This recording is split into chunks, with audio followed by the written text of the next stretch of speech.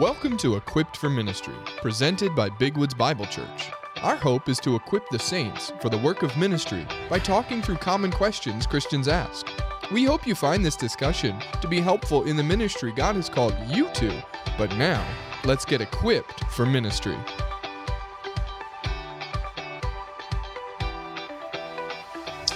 Well, good morning and welcome to a special edition of E4M, Equipped for Ministry. And we have a special guest with us today with Jen Redmon, the site director for PRC Lock Haven.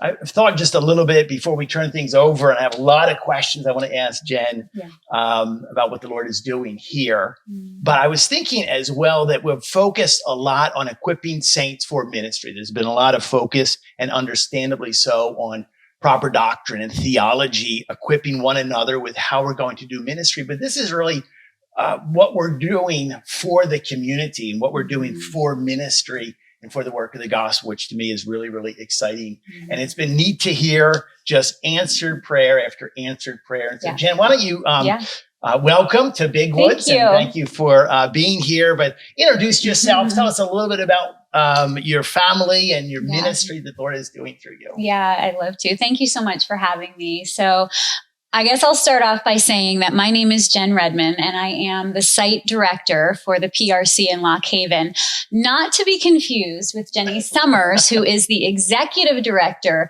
of PRC. So Jenny Summers has been around for a lot longer than I have. So just to clear up the two, it's a Jenny and a Jen. Jen and a Jenny. Yes. And this is Jen here, just this so we is know. Jen, yes. So I am actually from Lock Haven, born and raised. My husband, Casey, and my two teenage children, Sydney and Griffin, we moved back here from Annapolis, Maryland, almost 5 years ago. We began to pray about moving back to the area and what that would look like. My husband's role as a pastor at Tri-County, my kids in high school at Central Mountain, just a lot of transition at the time. They were younger.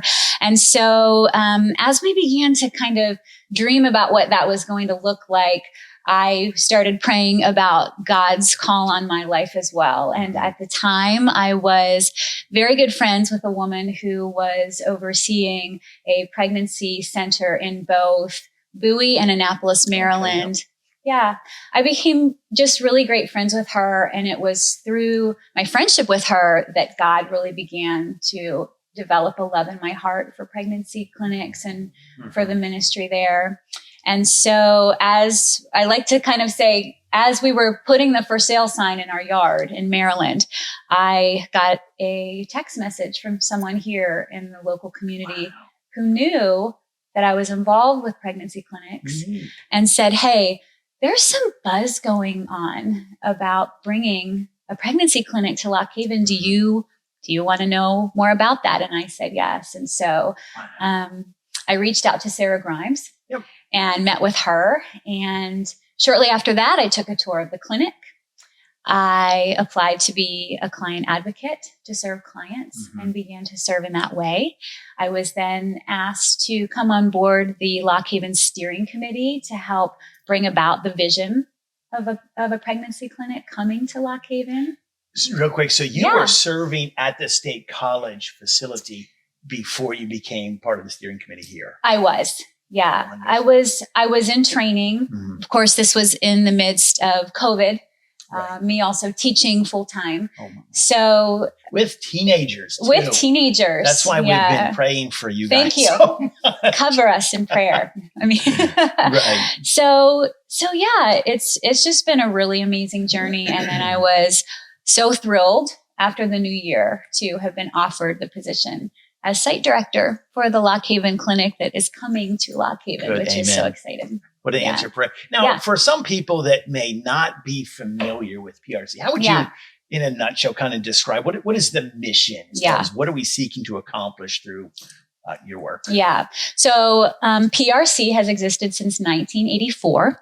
We exist because we believe that people matter, and we offer free services to clients. We are community funded thanks to the generosity of churches and donors and organizations. It is such a gift to be able to say to every client who walks through our doors, this service is free for you today.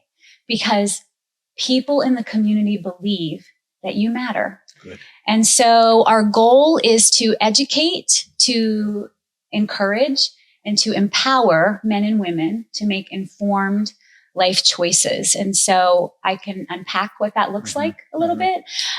So it kind of falls under an umbrella of pregnancy, parenting, and sexual health in terms of the services that we provide. So under pregnancy, we offer pregnancy tests and ultrasounds. We also provide options education. So we want our clients who are coming in with an unexpected pregnancy to be able to have information in their hands about their options and their choices.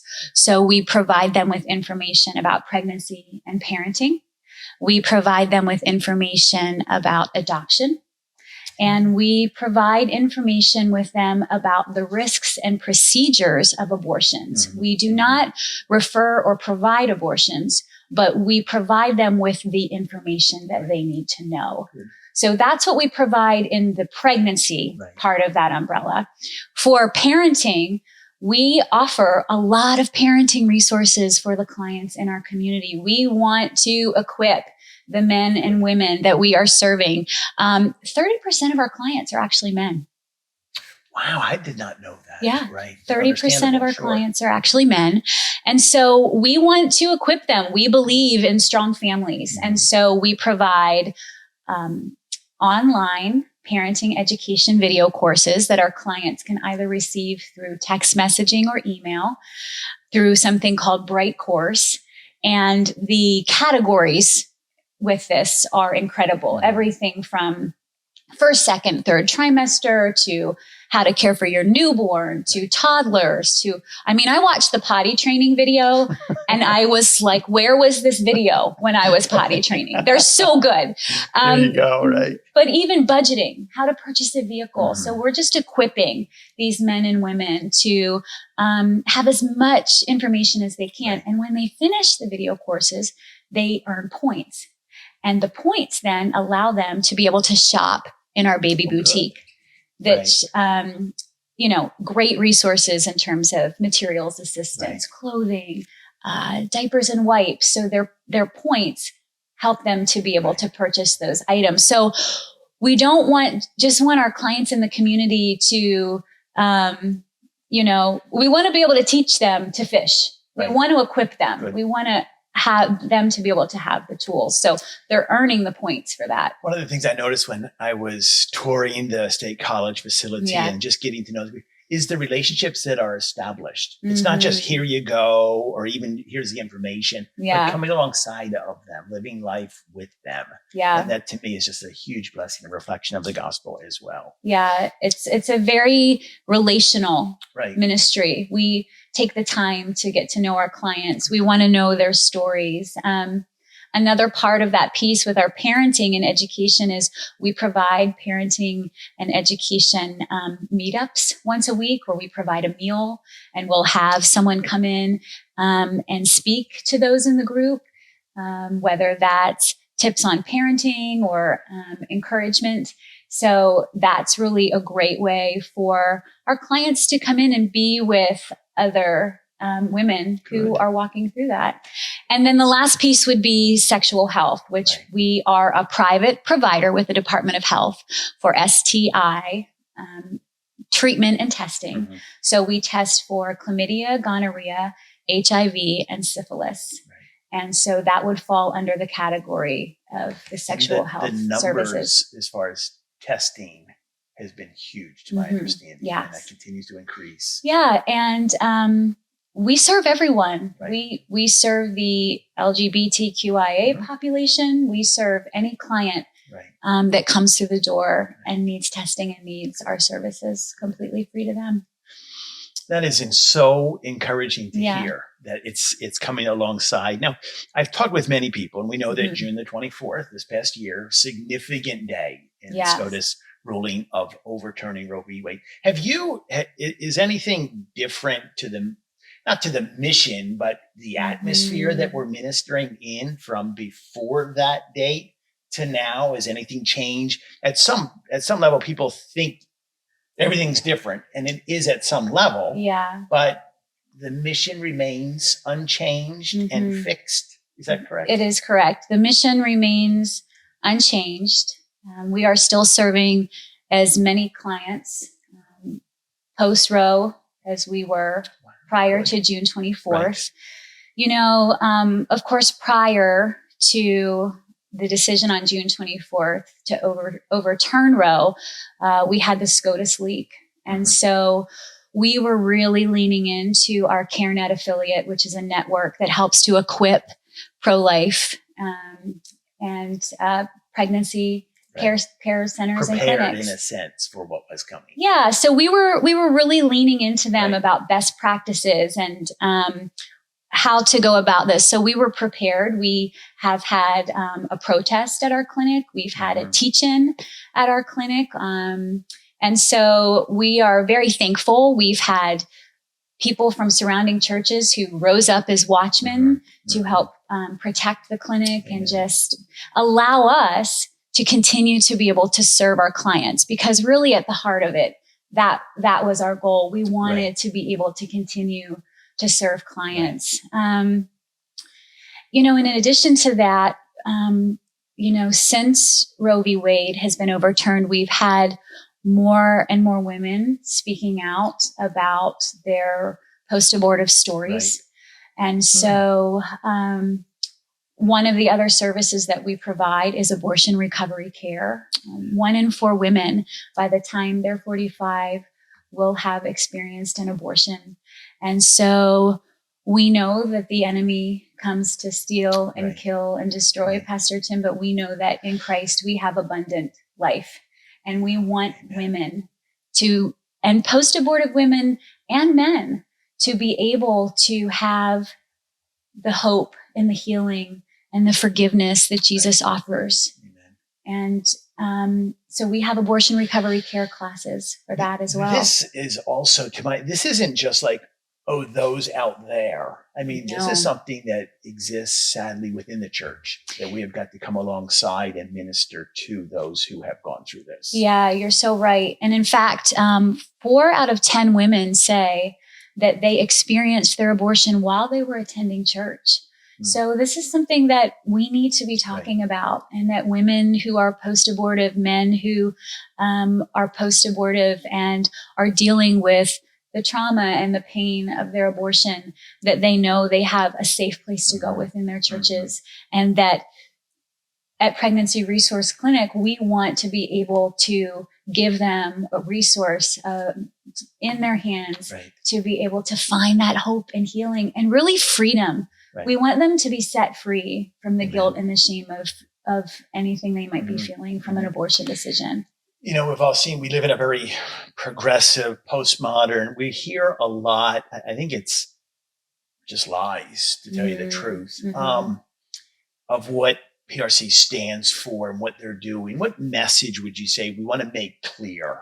Maybe for those who have not heard this, they've not seen this angle before. What message would you want to make clear to them? Yeah, that's such a great question. And just to even tie it back to post-Roe in the era we're living, there has been so much misinformation lately about pregnancy clinics being fake clinics, that we're not a medical clinic, and that we shouldn't be serving clients because we don't provide real medical care. But we are very much a medical clinic. We operate under a medical director who is a licensed OBGYN.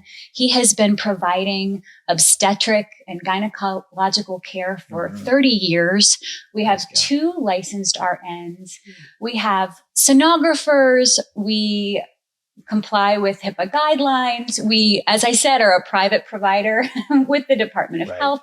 So we are very much a medical clinic. And even as people are talking about PRC coming to town, like, we are a pregnancy resource clinic. We are an actual clinic. So that would be the message that we want to get out there, that we are a medical clinic and that we operate with integrity to serve our community. And just so clear in making that service available and kind of shining light into a lot of the darkness that has kind of been told about it. Now we have as well, and it's exciting to have Jen here because we have some really, really new, exciting news just as far as what's happening locally. Why don't you tell us a little bit I can't wait. about Lock Haven? So can I just give a couple minutes of a backstory? Okay, I'll give you a little history. Give us a little history lesson. Right. No, go ahead. Okay. So in 2010, a community member approached PRC about bringing a pregnancy resource clinic to Lock Haven. At the time, the board wasn't ready, but they committed to pray. And then in 2015, the board gave their blessing for us to just be able to start making some relational inroads with churches, with organizations, with civic groups. In 2018, we had our first informational gathering. It was actually right here at Big Woods with 80 people, which was such a praise. Good. And then in 2019, the steering committee for Lock Haven was formed that was just in an effort to help bring this vision to life. So throughout the pandemic, we have continued to pray about the best place for a clinic to be. There were a lot of places that we looked at, and we were really waiting on the Lord. And so I'm so happy to be able to announce that we have officially secured a site downtown in Lock Haven. It's a beautiful location. We're going to be sharing more about that with our donors, and churches will be able to share that as well. It's in the commercial district. It's close to the college. We are in a college town. And so we want to be able to provide services to not only our Lock Haven community members, but to our college students as well. I mean, we had LHU students that come to PRC and State College to be served. So what a blessing for us to be in a college town. And also in 2020, we began serving clients here in Lock Haven out of First Baptist Church downtown in Lock Haven, third Wednesday of every month. They come to appointments. They're doing their Bright course videos. We're able to provide them with diapers and wipes, and they can shop in our baby boutique there. And we've been faithfully serving, even throughout the pandemic, we've been serving clients. And so we were so excited. We just served them this past Wednesday, and we were so excited to be able to announce to them that in the coming months, we're going to be able to start serving them out of our actual clinic location. I just love the steadfastness. I mean, that's 12 years since people began praying. 7 years since it really has become reality. And to stay the course in the midst of the pandemic and all of the changes, and to hear Pastor Doug and listen to some of the stories there. And I love the fact that it's area churches together. It is. It's not one church. It's not going to happen it can't happen just through one church. No. And so that's been a real blessing to see. What would you say right now by way of whether or not one local church or all of the local churches, what is the best thing that we can be doing? What are the needs that are out there right now that we can come alongside so that when you think about your responsibility, you don't feel that you don't shoulder all of that weight, but there's a community of believers alongside. What can we do to make sure not only does this site come to fruition, but just continue to flourish, loving on people the way that Christ has loved on us? Yeah, that is such a great question. And just to echo your sentiments, we are so grateful for all of the local churches and donors who have supported us and just waited on God's timing with us. And to just, see how when it's God's timing to move, how he moves in power. And we are just so thankful for the steadfast faithfulness and support of our churches. So a couple things I guess I would say, we in the day-to-day tangibles, we will definitely need people to help us with cleaning our new building And we are located at 53 West Main Street, downtown in Lock Haven. So we're about 3 houses down from the post office on the right-hand side. Okay, yep. Big, beautiful brick building. It's going to need paint. We're going to need yard work and just maintenance with the building. So we've reached out to our local churches and asked them if you know of people who would love to come alongside of us and help us in that area, to just reach out to your church and, let us know. We would love to be able to have them. What is the best way for people to let you know? Yes. Is it a website, phone call, a drop-in? Yeah. Or should they let us at our offices know, and then we can kind of let word it out? So we always love to hear from people. So calling the clinic is great. You can also let your churches know that you're interested. And we have, distributed a spreadsheet for churches so that they're able to just kind of fill that in with us so that we can have that information. And we invite people to come and take a tour of the clinic. I mean, the site isn't done in Lock Haven. It needs remodeling. So if you want to catch a vision of what we actually do, come and take a tour of the clinic with us. Right. We're also going to need people to serve. I'm the only person on staff right now.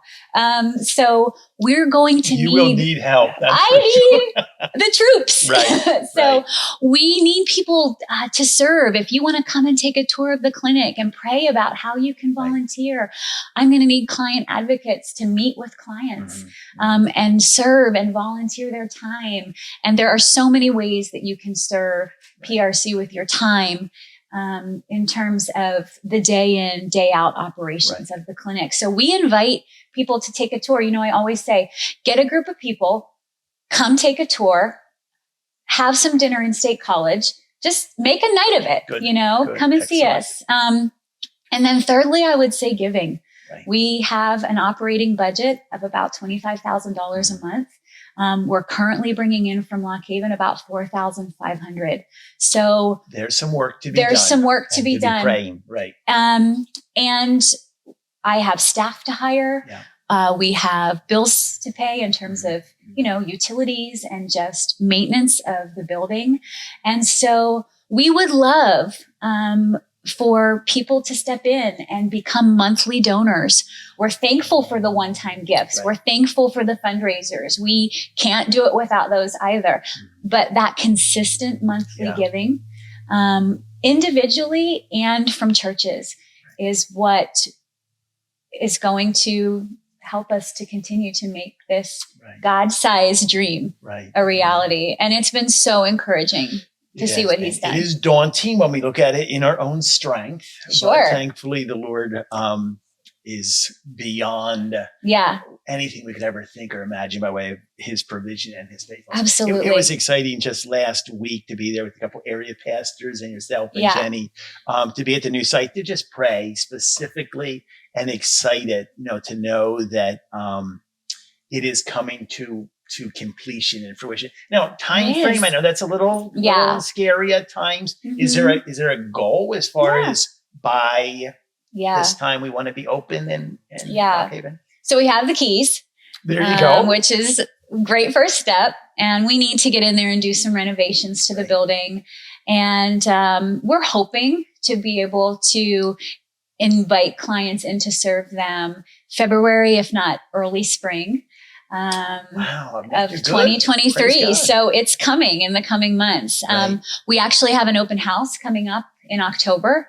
So we will be giving that information out to churches. And if you're a monthly donor and you receive our emails and our newsletters, you'll hear about that information as well. So we would invite everyone from the community to come see the building in October. That's going to be a great time. And now real quick plug, 5K coming up. Yes. Couple weeks. 5K is this Saturday. In a couple days. In a couple days. Well, time is flying. I cannot even believe we're turning the calendar to October. I know. So this coming Saturday, October 1st, is the 5K. It's not too late to sign up. You can join us in State College. It's a great way to kick off the weekend. And we would love to have people. You can walk, run, or ride. And this year we have another option. You can rock. Rock in your rocking chair. I heard about the rockers. That's interesting. Yeah. Right. Excellent. Yes. Well, Jen, it has been an absolute No. blessing. Thank you so much for You're taking the welcome. time. And I think it's been very, very helpful in just Yeah. kind of hearing what the Lord is doing and what we're trusting him to continue to do. So Absolutely. thank you. Be assured of our love and support and prayers. And Thank we you. will hopefully get this out to as many people as That's possible. And we are just so grateful for everything. Oh, thanks so much. Thanks so much for having me. So glad to be here.